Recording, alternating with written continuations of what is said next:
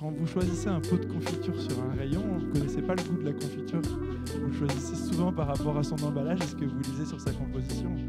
C'est pareil, quand on choisit quelqu'un, on choisit l'emballage, donc le CV, le LinkedIn, la discussion qu'on a avec la personne.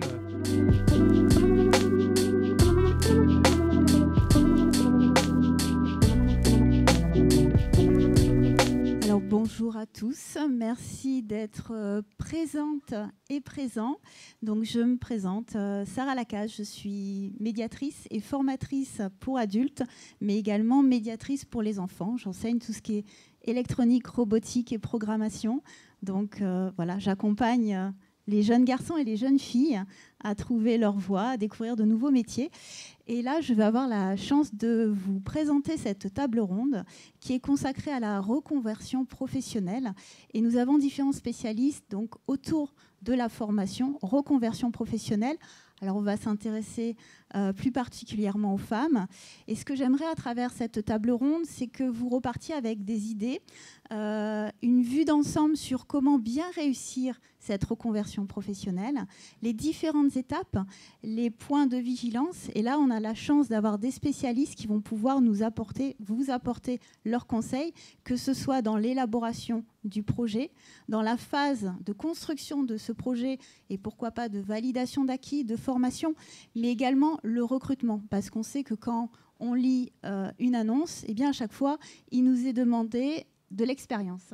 Et quand on est en reconversion professionnelle, on n'a pas forcément cette expérience. On peut aussi avoir un syndrome de l'imposteur.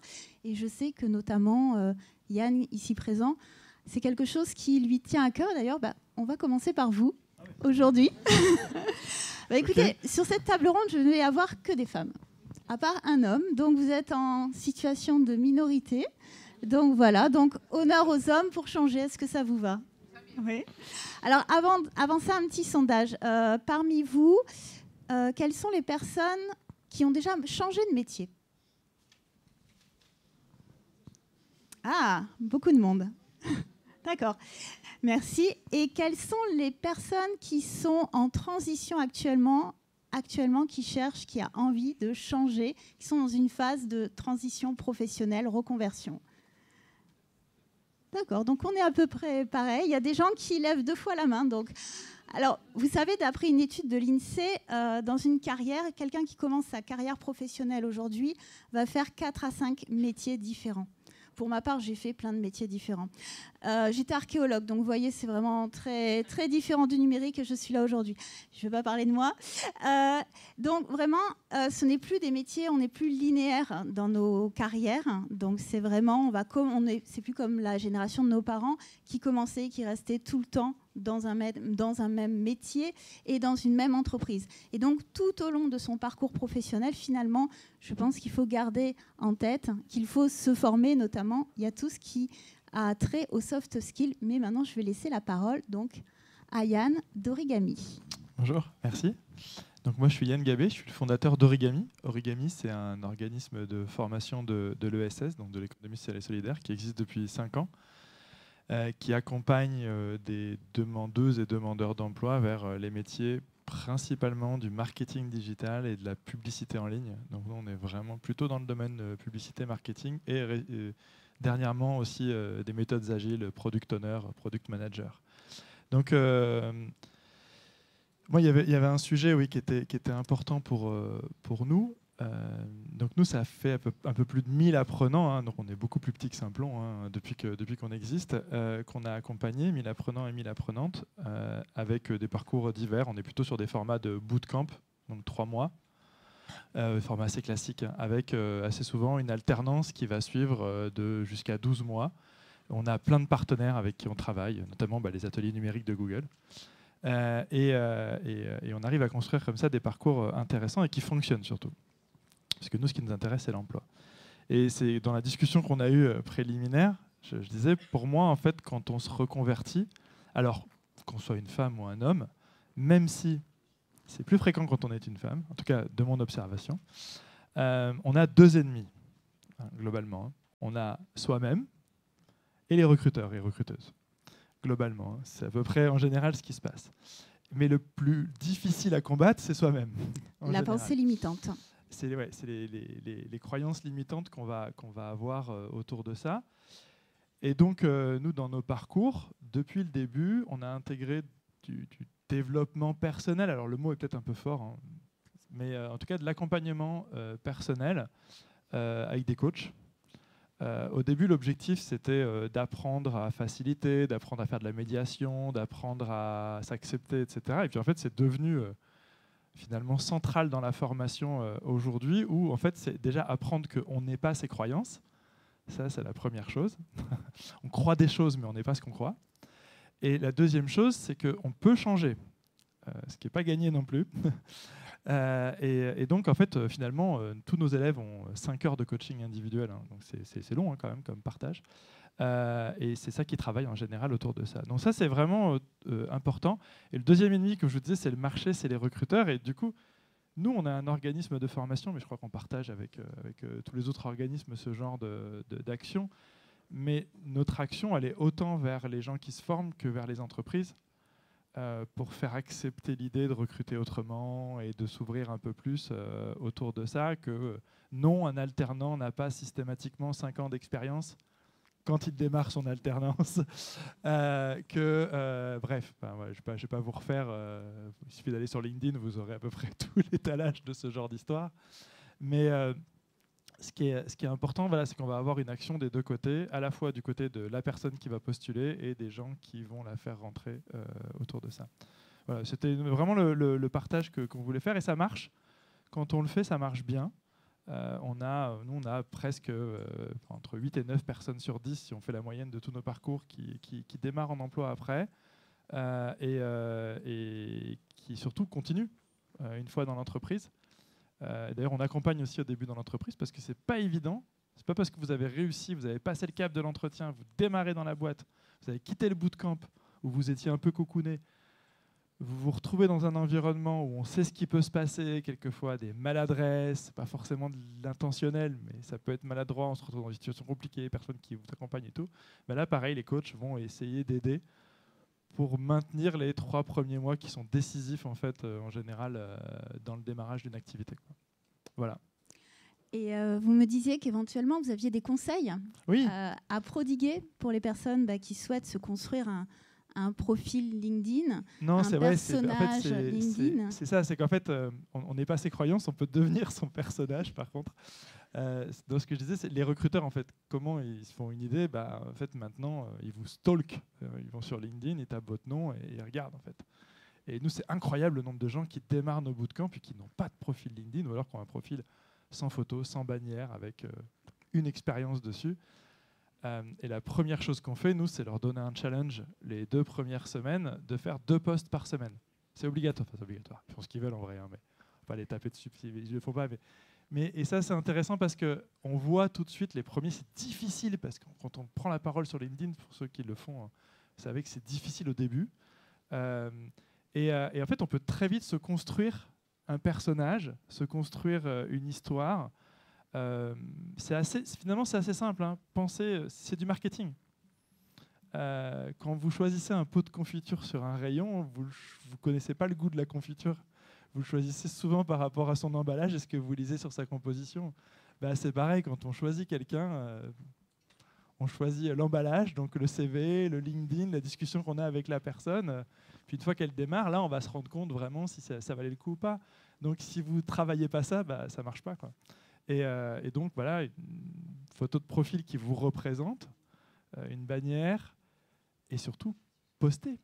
Mettez en avant des choses et voilà, faites-vous un persona marketing. Donc, vous choisissez à qui vous avez affaire, qui est votre cible, et puis qu'est-ce qui l'intéresse. Et puis, voilà, on va commencer à raconter des histoires 2 fois par semaine, c'est bien. Et donc, commencez par là. Et puis, en général, ça vous amène vers un truc, puis vers un autre. Puis, alors, au premier post, vous aurez 2 lecteurs ou 2 lectrices. Puis le deuxième, 4, puis 6, puis 8, puis 10, puis 20, puis 100. Et vous inquiétez pas, c'est normal. Donc, LinkedIn, c'est pas Instagram. Hein. Vous n'aurez pas 10 000 personnes du premier coup. Voilà. Mais voilà, c'était le petit conseil que je peux donner. Dès maintenant, il ne faut pas attendre. Alors, ça aussi, c'est le truc de dire « Ah non, mais je vais attendre. Une fois que je serai formé, je pourrai poster parce que là, je serai formé. » L'OCDE a fait, je vais finir là-dessus parce que sinon, je vais parler tout le truc. L'OCDE a fait une étude. qu'ils ont publié récemment, où ils expliquent que quand on apprenait une compétence technique, hein, dans les années 80, on l'apprenait pour 30 ans. En 2019, c'était pour 5 ans. En 2021, c'est pour 2 ans. Donc, faites pas trop confiance à la formation, je ne devrais pas dire ça, mais on est plutôt là pour vous apprendre à apprendre, parce que dans 5 ans, le temps d'apprendre la compétence technique, elle sera obsolète. Hein. Donc, voilà, il va falloir apprendre à apprendre beaucoup plus vite. En effet, on estime que 85% des métiers de 2030 n'existent pas encore et la plupart de ces métiers seront des métiers en lien direct avec le numérique. Donc, que ce soit la révolution intelligence artificielle, réalité augmentée, robotique, électronique.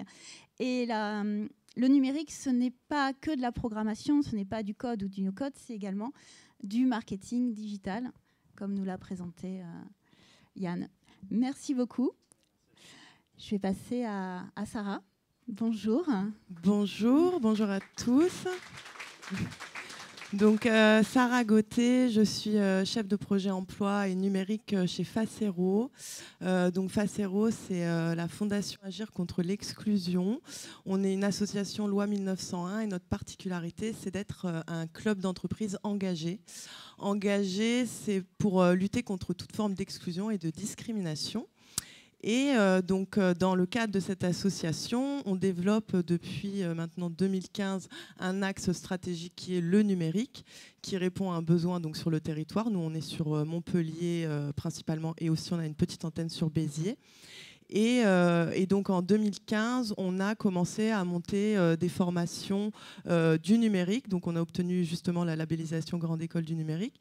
Et on a eu pour ça l'appui de tout un réseau de partenaires. Parce que nous, on répond à des besoins, mais on s'entoure de beaucoup de partenaires qui sont vraiment compétents dans le domaine. Et du coup, je nommerai Simplon et Dell ici même qui nous ont aidés à l'élaboration de cette grande école. Et on a lancé des formations de développeurs web, de référents digital à destination justement de publics en reconversion professionnelle et notamment avec un regard particulier sur les femmes. Vous me parliez d'un projet qui s'appelle le numérique dans les quartiers ? Le numérique s'invite dans les quartiers. Donc effectivement, suite à ces formations, on a un petit peu changé d'axe cette année. Donc là, on n'est pas sur de la formation, mais on est plutôt sur de l'élaboration de projets en ce moment, avec ce fameux projet qui a démarré cette semaine, le numérique s'invite dans les quartiers. Donc qu'est-ce que c'est ? C'est un sas de préparation justement au métier du numérique. Parce qu'on s'est aperçu que le numérique, c'est très très large. Comme on l'a dit, il y a des métiers qu'on connaît peu, qu'on ne connaît pas, qui n'existent pas encore. Donc on est parti de ce constat-là.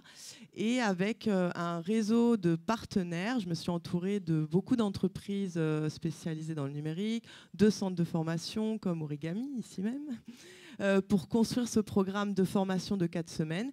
Et l'idée, en fait, c'est vraiment de permettre au public de mieux se projeter dans ces métiers. Donc, en fait, ils vont participer à tout un tas d'ateliers d'initiation pour qu'à la fin de ce sas de préparation, ils puissent se dire moi, en fait, dans le numérique, je préfère me diriger vers de la programmation ou du design ou du web marketing ou de la communication. En tout cas, on l'espère. Et donc, ce SAS est à destination des habitants des quartiers politiques de la ville avec un regard particulier porté sur les femmes. Donc, on est vraiment dans un projet expérimental qui a débuté mardi avec une vingtaine de personnes et on est très content parce que sur les 20 personnes, il y a une dizaine de femmes. Donc, on est vraiment sur de la parité et je pense que c'est le travail initié aussi par les partenaires de l'emploi. On en parlait en introduction.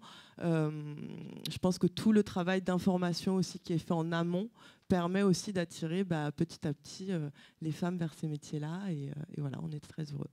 Et vous m'avez expliqué, donc, par rapport à ce parcours, vous êtes vraiment en amont. C'est vraiment chercher un peu sa voie professionnelle, tester des métiers. Valider, est-ce que vraiment c'est un métier qui me plaît avant de passer à la phase formation, pourquoi pas chez Simplon, on va voir ça. Donc comment ça se passe concrètement pour pouvoir valider, pour pouvoir tester ? Vous avez parlé peut-être de stages, de partenariats, stages en entreprise ? Oui, c'est ça. Alors déjà, pendant les 4 semaines, il va y avoir beaucoup d'ateliers, mais vraiment pratiques. Donc, ils vont vraiment pouvoir tester du code, ils vont pouvoir tester le design, le marketing. Ils vont vraiment s'initier avec des professionnels qui vont animer ces ateliers-là. On a choisi, pour que ce soit vraiment percutant, un fil rouge qui est le jeu vidéo. Donc l'idée, c'est que la conception d'un jeu vidéo. Mais à travers ça, en fait, on peut découvrir toute une palette de métiers. Donc c'est déjà ça. Et effectivement, à la fin, une fois que les personnes auront pu tester, on clôturera ce sas de préparation par une journée où là, on va essayer de réunir un maximum d'acteurs de l'écosystème du numérique pour que ces personnes, une fois un peu plus éclairées dans leur parcours, puissent aller candidater à des formations ou rechercher une PMSMP pour confirmer le projet. Voilà, on est vraiment dans l'amont formation. Merci beaucoup. Merci. Bon, je pense qu'on reviendra un petit peu en fonction du temps qu'on a. Merci beaucoup. Alors, troisième personne. Non, c'est pas Sarah, c'est Anna Salé. Salin, j'ai du mal avec un U tréma. Anna Salin de Simplon, et vous avez un dispositif bien particulier qui s'adresse aux femmes. Tout à fait. Alors, Simplon, juste en quelques mots, c'est donc un organisme de formation issu de l'économie sociale et solidaire aussi. On est labellisé ESUS et on a une action en faveur des personnes éloignées de l'emploi principalement, même si on s'adresse un petit peu aux entreprises aussi. Mais à l'origine, en tout cas, c'était à destination des personnes éloignées de l'emploi. L'idée étant de les former aux métiers en tension, donc les métiers qui recrutent, pour les ramener sur des secteurs porteurs. Donc, on fait beaucoup de reconversion professionnelle, clairement.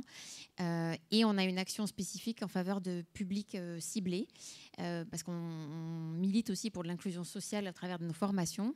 Donc, il y a les femmes, pour intégrer plus de femmes dans les formations des métiers techniques du numérique. On est sur les métiers techniques. Nous, on n'est pas sur du marketing digital, mais vraiment sur des métiers de développeurs, d'administrateurs systèmes et réseaux et autres. Et donc, on a les femmes en particulier, on a les réfugiés, et on a les jeunes notamment, donc les personnes issues des quartiers prioritaires de la ville aussi, et les personnes en situation de handicap, je vais les oublier. Donc voilà, donc on a des actions spécifiques en faveur de ces publics-là, et donc là, notre actualité à Montpellier en l'occurrence, c'est une action spécifique envers les femmes. C'est un programme qu'on fait depuis longtemps en Occitanie, sachant que Simplon a 10 ans. Donc on est à 25 000 Simploniens, Simploniennes. On est assez content de ça, mais pas en Occitanie, en France et dans le monde.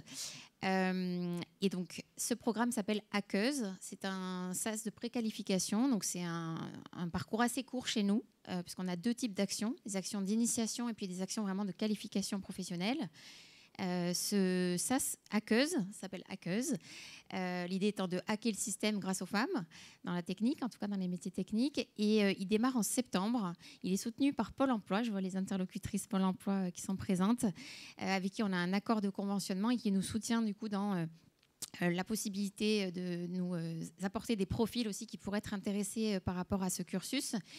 Et ce cursus peut mener à tout un tas d'autres formations derrière, sachant que Simplon en propose une en particulier dans la continuité de ce SAS, mais ça ouvre à tout un tas d'autres possibilités.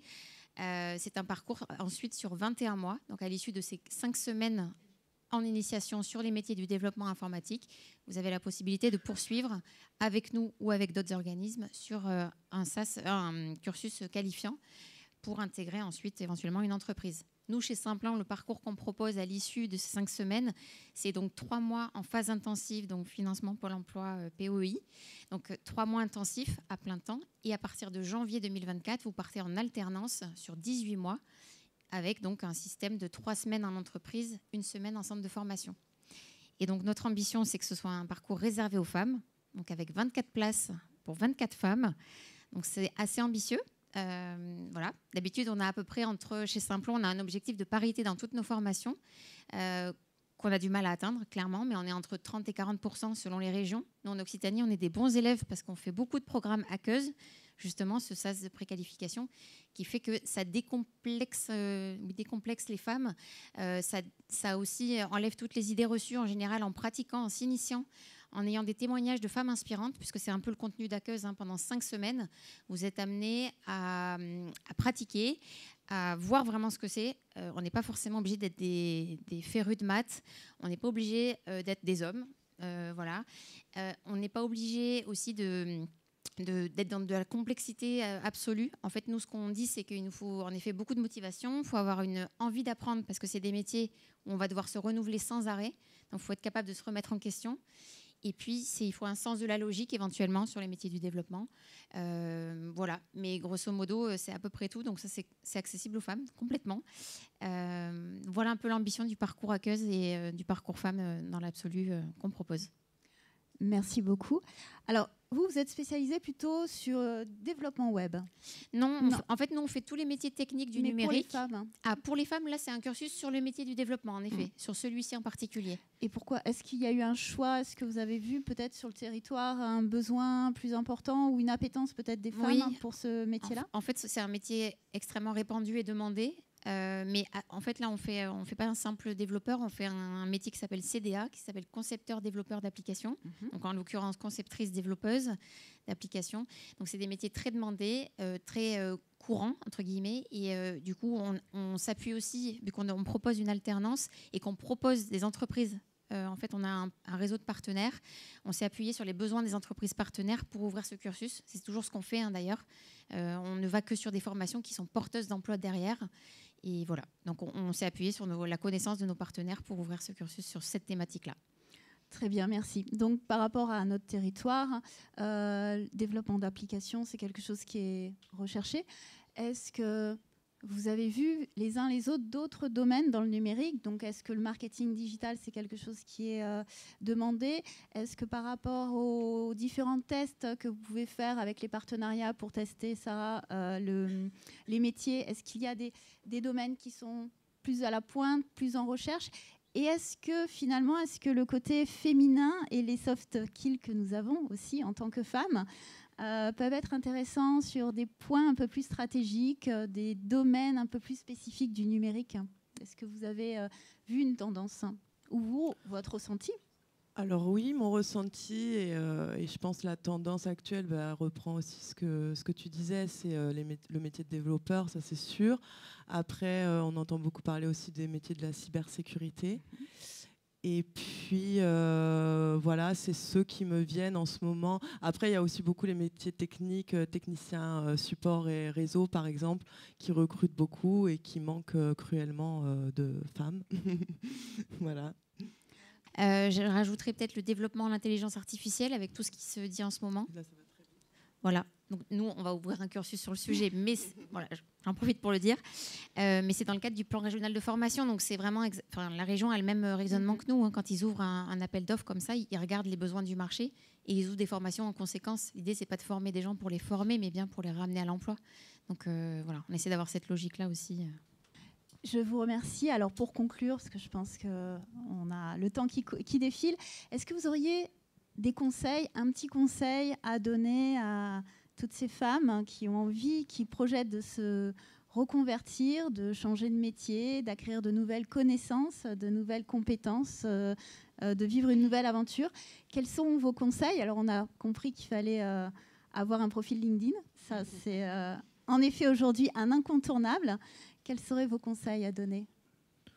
Moi, je dirais qu'il ne faut vraiment pas hésiter à développer son réseau professionnel dans ce secteur-là, d'échanger un maximum avec des personnes et de tester. Alors bon, je reprends le numérique dans les quartiers, mais il y a plein d'autres choses. Mais de vraiment tester des choses parce que par ma petite expérience dans le numérique depuis 5 ans, j'ai vu des femmes qui sont arrivées dans nos formations qui connaissaient rien du tout. Et en fait, on les a recrutées sur vraiment du savoir-être, vraiment des personnes qui étaient motivées et en fait qui se sont révélées et qui maintenant sont en emploi, en CDI, dans des super boîtes. Voilà.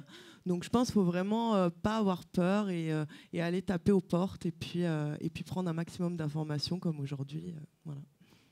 Oui, j'irai exactement dans le même sens. Il y a plein de dispositifs comme le vôtre, comme notre SAS d'initiation, mais je parlais tout à l'heure avec la compagnie du code. Donc des moments pour expérimenter, pour se lancer, essayer. On a beaucoup d'idées reçues sur le numérique, notamment sur les métiers techniques, encore plus que je pense sur les métiers plus du marketing. Et on pense que c'est réservé aux hommes, alors que pas du tout. Et donc, je pense que le seul moyen de vérifier ça, c'est d'aller tester, d'expérimenter. Et puis, au pire, ça ne le fait pas. Et puis, c'est pas grave. Au moins, on a écarté une piste. Voilà. Et même à l'intérieur des métiers du marketing, il y a des métiers où on va naturellement s'orienter comme le community management, mais il y a aussi des tonnes de métiers plus techniques dans le marketing qui, au contraire, où nous, on a plein, enfin, on a à peu près 55% d'apprenants féminins. qui s'éclatent et qui font des superbes carrières dedans et qui sont aujourd'hui des formateurs ou des formatrices chez nous. Donc, du coup, c'est vraiment pas ça le problème. Parce que je rejoins le truc, c'est quelquefois il faut un peu moins réfléchir, un peu plus agir, aller rencontrer des gens, discuter avec eux, parler, venir dans des événements comme celui-là. Pas hésiter à venir nous rencontrer. Je crois qu'on est tous à côté là tout à l'heure. Voilà, il faut rencontrer des anciens élèves, il faut y aller, quoi.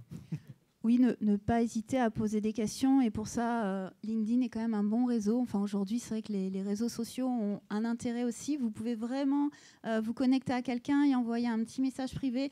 Et généralement, les gens vous font un retour, que ce soit par écrit ou une petite visio, un petit coup de fil. Surtout quand vous êtes en recherche d'informations pour une reconversion professionnelle, il ne faut surtout pas hésiter. Et les conseillers Pôle emploi sont de plus en plus formés. Il y a des référents qui sont de plus en plus aussi au courant. Donc, pareil, il faut en discuter. Ils sauront vous orienter aussi vers les bonnes personnes. Donc, il ne faut pas hésiter.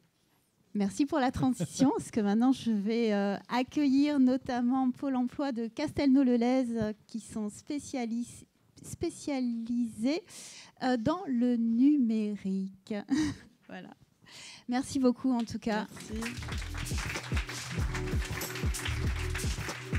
Alors, j'ai Castelnau-le-Lez, j'ai l'APEC également, et on me fait signe que j'ai été très bavarde. Et j'ai également Marjorie Liporotti.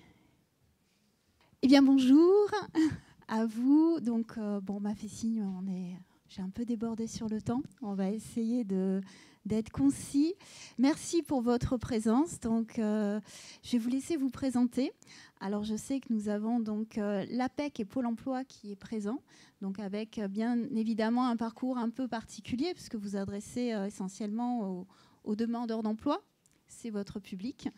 Et également, donc, Mathilde, oui, Marjorie. Désolée, non, j'ai des gros problèmes avec les prénoms. Et donc, et Wafa, vous êtes des conseillères numériques, je crois. Donc, vous avez fait une reconversion professionnelle. D'accord. Donc, on va laisser un petit temps. Vous allez pouvoir comme ça nous parler un petit peu de cette expérience. Je vais vous laisser la parole. Donc, le Pôle emploi de Castelnau-le-Lez, spécialisé notamment dans le numérique. Voilà, le numérique, mais pas que. Donc, moi, je m'appelle Émilie Lafont et je suis chargée de recrutement et de relations entreprises sur l'agence de Castelnau. Voilà, puisque c'est l'agence Pôle emploi de Castelnau qui porte le secteur du numérique, en tout cas sur le bassin montpelliérain. Donc, très rapidement, puisqu'il faut être concis, j'ai envie de vous dire que la clé d'une reconversion réussie, ça va être l'accompagnement par un professionnel. Aujourd'hui, lorsque vous êtes en activité, vous avez des opérateurs privés qui sont là pour vous accompagner. Et lorsque vous êtes inscrit en tant que demandeur d'emploi et que vous êtes candidat, vous avez Pôle emploi qui est là pour vous accompagner. Cet accompagnement, il va vous permettre de vous poser les bonnes questions. Les bonnes questions, c'est quoi? C'est quelles sont les compétences qui sont recherchées aujourd'hui sur le métier que je vise? Est-ce que je dispose déjà des compétences, de certaines en tout cas, qui sont nécessaires pour l'exercer? Est-ce que ça doit passer par une formation? Est-ce que le marché local permet cette reconversion? Parce que ça, c'est très important. Est-ce que la formation existe? Si oui, comment je peux la financer? Dans quel délai? Est-ce qu'ensuite, le délai de la formation me permet d'avoir le temps nécessaire pour retrouver une activité salariée? Est-ce que les juniors sont recherchés? Bref, toutes ces questions-là, on peut vous apporter des réponses. On a tous les outils pour le faire. On ne va pas les lister aujourd'hui parce qu'on n'a pas le temps. Mais en tout cas, on sait le faire et on sait vous accompagner sur ces sujets-là. En agence, on est en mesure de vous accompagner sur la détection de ces compétences. Il y a tout un panel de propositions qu'on peut vous faire avec des psychologues du travail, avec des prestataires spécialisés, avec des ateliers dédiés à la détection de ces compétences-là. On organise régulièrement ce qu'on appelle, nous, des PAF, des parcours action formation, où on invite des centres de formation et des professionnels du secteur pour présenter ces métiers-là. Le prochain aura lieu fin juin, pour celles que ça intéresse. Qu'est-ce qu'on fait d'autre? Plein de choses. Alors j'ai pris quelques notes comme ça. Voilà.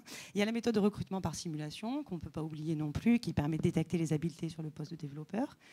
Voilà, il y a tout un travail sur le projet. Et parallèlement à ce projet-là, puisqu'on a beaucoup évoqué quand même jusqu'à maintenant, il ne faut pas oublier de travailler la réalité du métier. Et la réalité du métier, elle va se travailler via des immersions professionnelles. Donc à ce sujet, j'invite les entreprises qui nous écoutent à se porter volontaires pour accueillir des candidats. On est toujours friands de ce genre de choses, parce qu'en fait, c'est la meilleure façon de s'assurer qu'on suit et qu'on est dans la bonne direction. Voilà ce que je peux vous dire. Après, une fois qu'on a fait sa formation, une reconversion réussie, c'est aussi une reprise d'emploi, quand même, hein, on ne va pas l'oublier. Donc, encore une fois, il faut vous manifester auprès de votre conseiller, puisqu'au sein des agences Pôle emploi, vous pouvez être accueilli avec des équipes spécialisées avec l'entreprise. Moi, je travaille notamment en étroite collaboration avec Dell, qui nous accueille aujourd'hui. Et on organise des événements un petit peu innovants pour faciliter le recrutement des profils juniors. Je pense notamment au Hackathon, dont la 3e édition aura lieu là au mois d'octobre, qui permet de tester en fait des développeurs en conditions réelles. Je pense à un événement qui est organisé le 8 juin qui s'appelle Du stade vers l'emploi, où là, on fait des rencontres candidats et entreprises pour se retrouver autour des valeurs du sport. Voilà, donc tenez-vous informés de ce qui se passe sur les territoires pour vous créer des contacts et pour vous créer du réseau. Et pour finir, bien sûr, il y a les entretiens de pré-recrutement qui sont menés par mes collègues et moi-même, des entretiens de présélection qui nous permettent de présenter des profils validés en fait, auprès de nos clients. Et bien évidemment, la dernière étape, c'est la reprise d'activité. Et pour ça, on peut accompagner entreprises et candidats avec des actions de formation préalables au recrutement, où le temps que l'entreprise forme ses candidats en fait, à ses process, à son mode de fonctionnement, on va prendre en charge la rémunération du futur salarié pendant une période qui peut aller jusqu'à 3 mois. Voilà, de manière très concise, ce que je peux vous dire, c'est du début à la fin de votre projet, sollicitez-nous parce qu'on est en mesure de vous accompagner avec tous les outils qu'on peut mobiliser et bien sûr tous les partenaires qu'on a sur le territoire. Oui, vous intervenez vraiment sur toutes les étapes, la définition donc, du projet, la recherche de formation, voir si le projet est valable, viable, et ensuite également l'accompagnement vers le retour à l'emploi, et notamment avec l'APEC, où vous êtes donc Nathalie Catala en charge des relations avec les entreprises. Alors peut-être que tout le monde ne connaît pas l'APEC. Oui, je vais en dire quelques mots. Donc moi, je suis Nathalie Catala, consultante relations entreprises à l'APEC Occitanie. L'APEC, l'Association pour l'emploi des cadres, qui est une association qui accompagne les cadres, mais aussi les jeunes diplômés. Alors on va dire qu'on part de Bac plus 3. Et puis on accompagne ces cadres tout au long de leur vie professionnelle, que ça soit, oui, dans la recherche d'un emploi, mais avant tout dans la construction de leur projet professionnel. Il faut savoir une chose, c'est qu'à l'APEC, plus de la moitié des personnes qui viennent nous voir sont avec des projets de reconversion professionnelle. Et ça, c'est quand même quelque chose d'assez incroyable qui ne fait qu'augmenter, ce qui montre bien que dans notre société, il y a de vraies questions qui se posent en termes de sens. Personnes qui se disent « je ne veux plus faire ce que je fais, je veux aller sur un autre métier ».